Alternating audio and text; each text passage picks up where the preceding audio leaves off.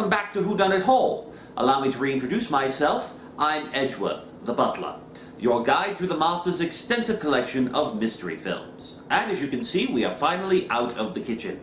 After negotiating with the Master, we've determined that it would be best if I brought you this program from here in the comfort of my own quarters. Now, admittedly, this negotiation means that the Master now has to purchase a new set of golf clubs, and a fishing rod, badminton set, croquet hoops. Anyway, today's film is not a mystery in the traditional sense of the word. A more apt description would be that it is a suspense film, but it is a very good example of that particular subgenre, featuring multiple red herrings, many twists and turns in the plot, and performances by two of the greatest actors ever to grace the screen. Today we are going to be taking a look at 1972's Sleuth. Adapted for film by its author, Anthony Shaffer, and directed by the legendary Joseph L. Mankiewicz, Sleuth is a diabolical little tale of lust, power, class struggle, crime, games, and, as stated by one of its actors, some not altogether innocent fun. The film stars film legend Sir Laurence Olivier as Andrew Wyke, a millionaire mystery novelist who lives in a rambling manor house in Wiltshire, and Michael Caine as Milo Tyndall, a hairdresser from South London. Now, a word of warning before we begin. This is not a traditional whodunit type mystery where there is a huge revelation at the end of the film. Rather, throughout this movie, there are a series of smaller revelations building up to the climax. And this means, sadly, that some spoilers just cannot be avoided. However, if you would prefer to see this film spoiler-free, then I recommend you stop this video now, track down a copy for yourself, watch it, and then come back afterwards. Now that everyone who is worried about spoilers has left, let us delve into Sleuth. We open on Milo Tyndall as he arrives at Cloak Manor, the stately home of Andrew Wyke. Hearing someone's voice coming from the back of the house, Milo soon finds himself wandering the hedge maze in search of the owner of the voice. As he searches, we find Andrew dictating his latest novel into a tape recorder. He carried the body to the center of the court, walking on his points along the white tape which separated the service boxes, and from there he threw it 7 feet into the court, close to the baseline where it was found. And then, with a neatly executed fouette, he faced about and went back the way he had come, thus leaving no traces. And that, Inspector, is Meridew's solution. Well, that's odd. I always thought Meridew's solution was the name of the stain remover Gardenia uses on the Master's clothes after he's been frolicking with the Grey Wolves. Milo gets Andrew's attention, and after Andrew offers him a drink, but sadly finds his outdoor bar lacking in necessities, the two go into the house. Once inside, Milo finds himself fascinated by Andrew's extensive collection of automata. What does he do?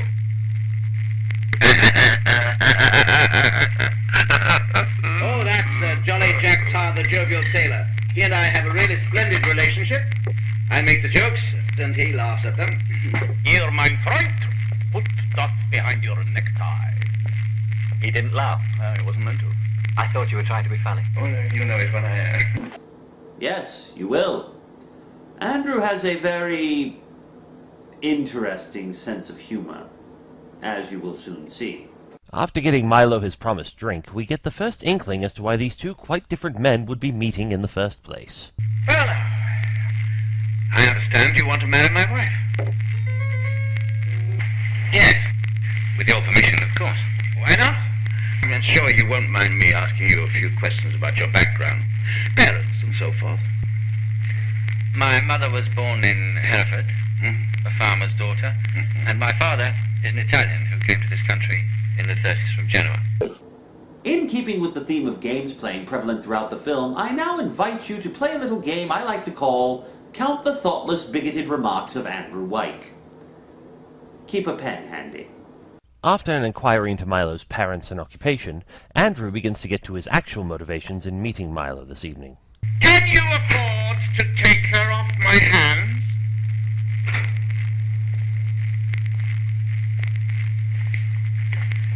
A falter, supported in a style to which she was not accustomed before she met me, but now is.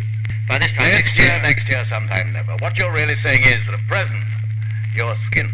Presumably, when you're married to Marguerite, you'll want a place on the Riviera, fast car, couple of mistresses. Presumably. Just because you need those things? Oh, just this fading mansion, the slowest Bentley in Wiltshire, and only one mistress, I'm afraid. Taya, the Finnish bird who runs the sauna in Salisbury. Oh, you know about Taya, don't you?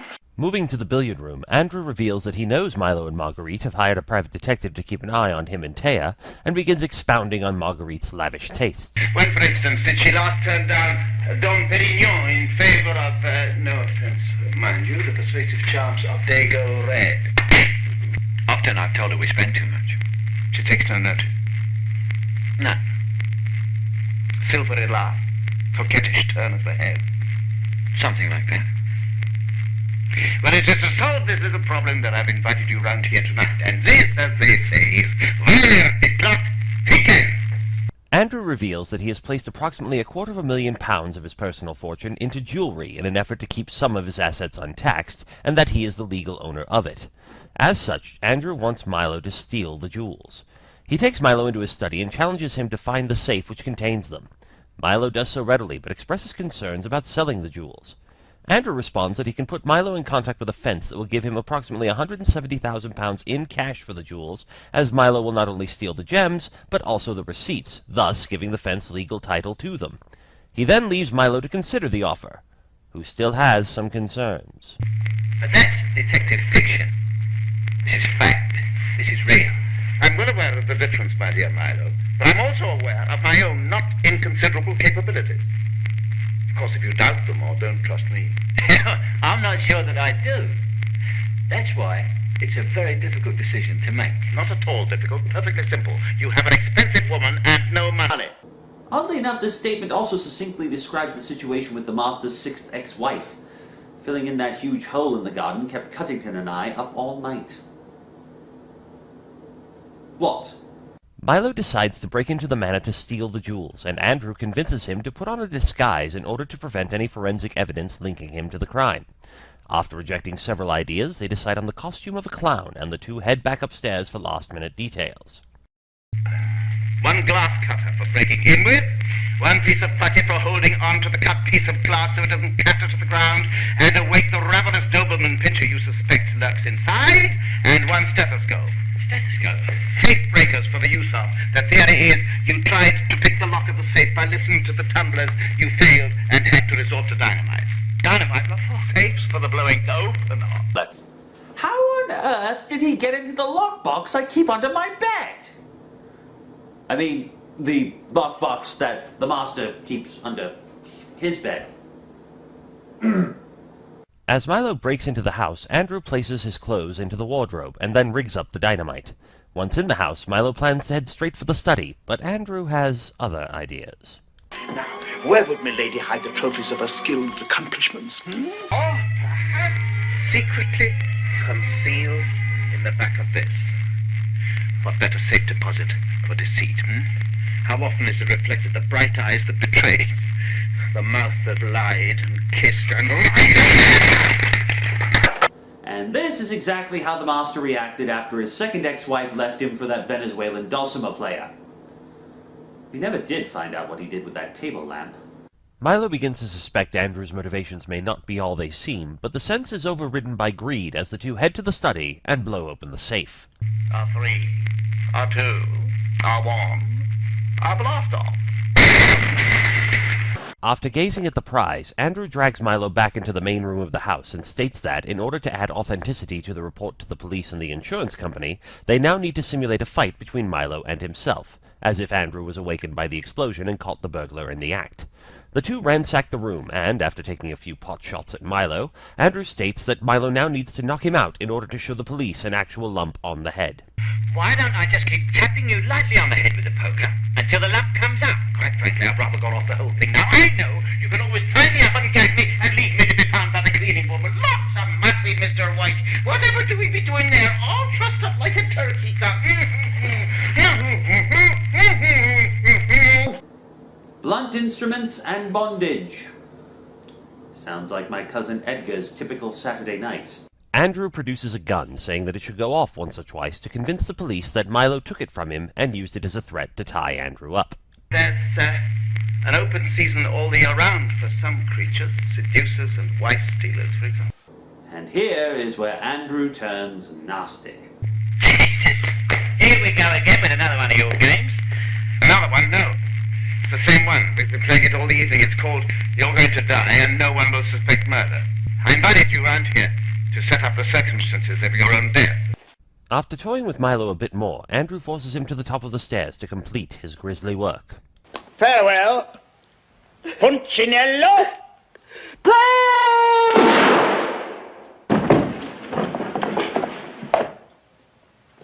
Well, that seems to be a bit of an extreme way to go to cure calorophobia. The fear of clowns. We then dissolve to Sunday night, 2 nights later, where Andrew is relaxing with some caviar and Cole Porter. He is distracted by ringing at the front door, but when he arrives, there's no one there.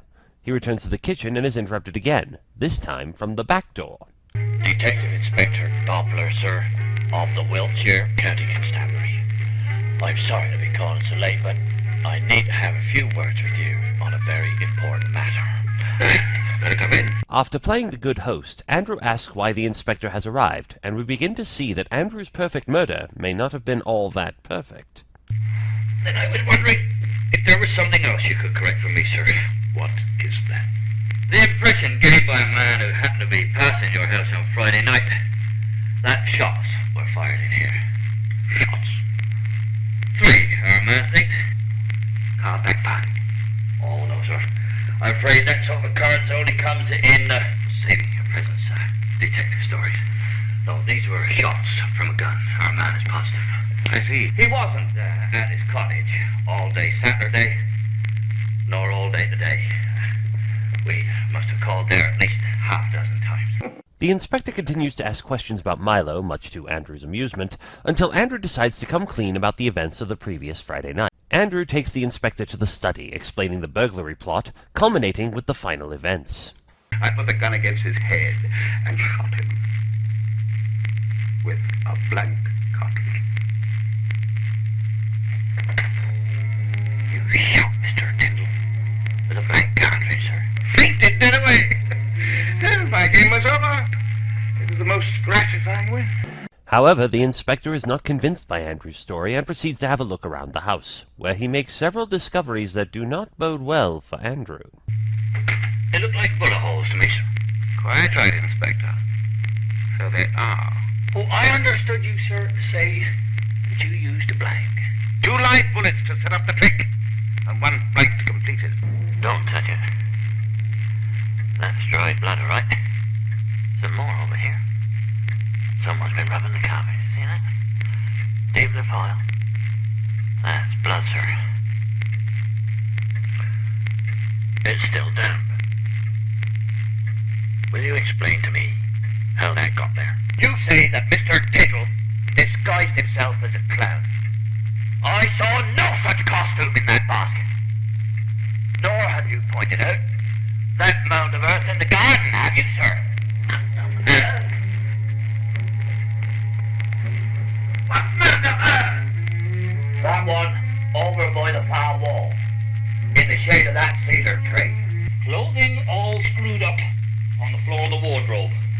That's not like you, sir. Made by Owen and Tancredi of Percy Street for Mr. Milo Tyndall, November 12th. Tell me, sir, when Mr. Tyndall lurched off, as you put it, did he lurch naked? Andrew becomes more and more agitated and confused by these discoveries, professing his innocence.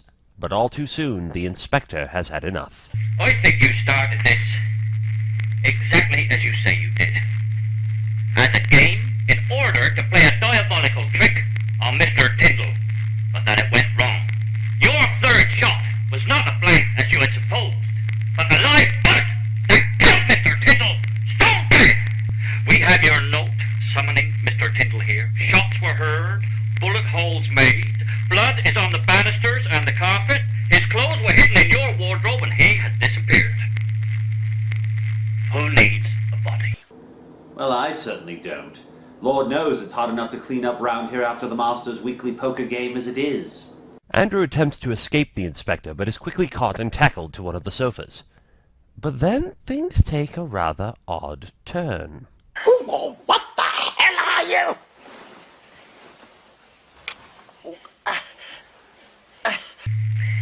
Inspector Lawler becomes Inspector Doppler. If you see what I mean.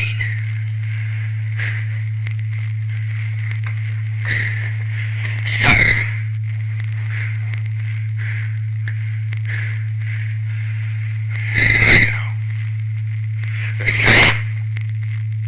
You shit. Grazie mille. You all-time knockdown champion bastard, Milo. Now, really, Mr. Wyke, there is no need for that sort of language. In a situation like this, the only gentlemanly response would be something on the order of... yes, I believe the phrase, "you dirty motherfucker," would be appropriate here. Milo gets cleaned up and reveals that he constructed this whole thing as an elaborate charade to get back at Andrew, evening the score. But the weekend's activities are far from over, as Milo has one more nasty surprise for Andrew. A new game. My kind, my rules, played my way. And to start it, I had killed someone. Now, whom did you kill? Whom? Who besides yourself is the closest to being someone you care about? Would it be your girlfriend, Thea? Possibly. Why? She's the one.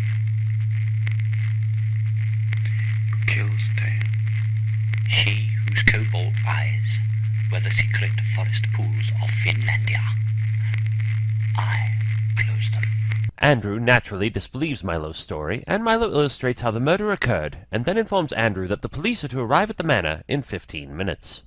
I told him a lot about you, Andrew. I said I knew you to be a man obsessed with games playing and murder considered as a fine art. Your life's great ambition, I said, of which you had often spoken, was to commit an actual real-life murder, hide the body, then leave clues linking you with the crimes scattered about the house. In an effort to disprove Milo's story, Andrew calls Thea on the telephone, but instead receives her flatmate Joyce. And some rather bad news. What? Strike. Where's this? What? The police. Oh my.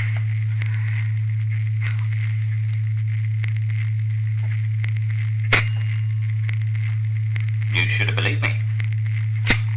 Now, we're going to play the game. However, you will not be seeing it. In an effort to keep the brilliant climax of this film spoiler-free, I have elected to end the review of this film right here.